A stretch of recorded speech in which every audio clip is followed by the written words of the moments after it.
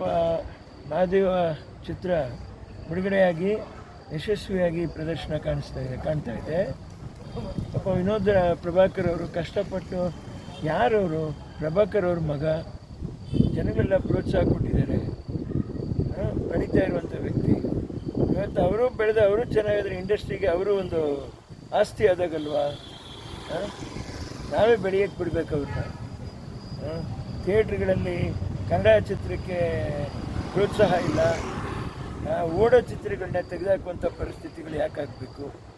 ಕನ್ನಡಕ್ಕೆ ಅಂತ ಒಂದು ಸ್ವಲ್ಪ ಸ್ಕ್ರೀನ್ಗಳನ್ನ, ಅದೇನು ಹೇಳ್ತಾರೆ ಪ್ರೈಮ್ ಟೈಮ್ನ, ಸ್ವಲ್ಪ ಒಂದು 2-3 ಸ್ಕ್ರೀನಿಂಗ್ ಆದರೂ ಕನ್ನಡ ಚಿತ್ರಗೋಸ್ಕರ ದಯವಿಟ್ಟು ಚಿತ್ರಮಂದಿರಗಳು ಕಾದಿಡಲಿ ಅಂತ ಹೇಳ್ತಾ ಇದ್ದೀನಿ. ಮಾಲ್ಗಳಿಗೆ ಎಲ್ರಿಗೂ ನಾನು ಕೇಳ್ಕೊತಾ ಇದ್ದೀನಿ.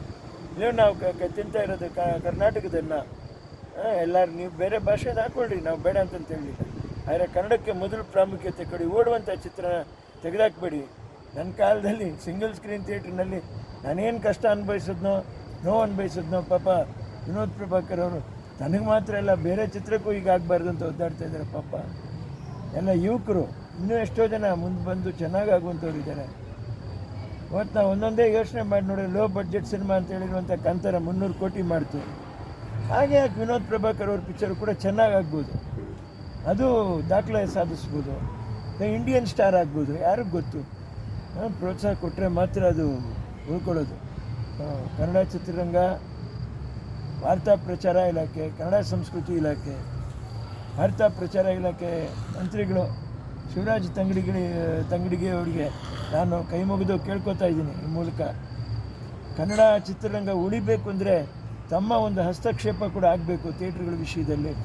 ತಮಗೆ ಉತ್ತರ ಕರ್ನಾಟಕದವರು, ನನ್ನ ತಾಯಿಯವ್ರಿಗೆ ಅಭಿಮಾನದಿಂದ ಇಳ್ಕಲ್ ಸೀರೆನ ಒಂದು ಸರಿ ನೀವು ಒಂದು ಇದಾಗಿ ಕೊಟ್ಟಿದ್ರಿ, ಸನ್ಮಾನವಾಗಿ ಕೊಟ್ಟಿದ್ರಿ.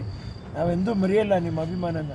ದಯವಿಟ್ಟು ನಿಮ್ಮ ಕಾಲಾವಧಿಯಲ್ಲಾದರೂ ಕನ್ನಡ ಚಿತ್ರಗಳಿಗೆ ಪ್ರಾಮುಖ್ಯತೆ ಕೊಡಬೇಕು ಅನ್ನುವಂಥ ಒಂದು ವಿಷಯನ, ಅಥವಾ ಇಷ್ಟು ಪ್ರೈಮ್ ಟೈಮ್ನ ಹಿಂಗೆ ಇರಲಿ ನಮ್ಮ ಕನ್ನಡ ಚಿತ್ರಗಳು ಓಡೋ ಹಾಗೆ ಅದನ್ನು ವ್ಯವಸ್ಥೆ ಮಾಡಿಕೊಡುವಂಥದ್ದು ಶಿವರಾಜ್ ತಂಗಡಿಗಿರಿ ಅವರ ಒಂದು ಮೊದಲನೇ ಕೆಲಸ ಅಂತ ನಾನು ಕೈ ಮುಗಿದು ನಾನು ಕೇಳ್ಕೊತಾ ಇದ್ದೀನಿ. ವಿನೋದ್ ಅವರೇ, ಯೋಚನೆ ಮಾಡಬೇಡಿ, ಇಲ್ಲೇ ಒಂದು ವಿನೋದ್ ಇದ್ದೀನಿ, ನನ್ನಿಂದ ಬೇರೆ ಏನು ಮಾಡೋಕ್ಕಾಗಲಿಲ್ಲ ಅಂದರೆ ನಿಮಗೋಸ್ಕರ ಒಂದು ಕಂಠನ ಅಂತ ಕೂಗ್ಬಿಟ್ಟು ನಿಮಗೋಸ್ಕರ ಕೇಳಿ ಮಾತಾಡೋಷ್ಟು ತಾಳ್ಮೆ ಭಗವಂತ ನನ್ನ ತಾಯಿಯವರು ನಮಗೆ ಆಶೀರ್ವಾದ ಮಾಡಿದ್ದಾರೆ.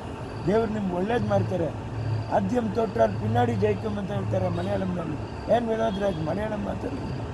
ಪ್ರಾರಂಭದಲ್ಲಿ ಸೋಲ್ಕೊಂಡ್ರೆ ಹಿಂದೆ ಗೆದ್ದೇ ಗೆಲ್ತೀವಿ. ನೀವು ಗೆದ್ದೇ ಗೆಲ್ತೀರಾ. ಕರ್ನಾಟಕದಲ್ಲಿ ದೊಡ್ಡ ಸ್ಟಾರಾಗಿ ನೀವು ನಿಂತೇ ನಿಲ್ತೀರಾ. ಯೋಚನೆ ಮಾಡಬೇಕು. ಜೈ ಶ್ರೀರಾಮ್. ಒಳ್ಳೇದಾಗುತ್ತೆ, ಯೋಚನೆ ಮಾಡಿ.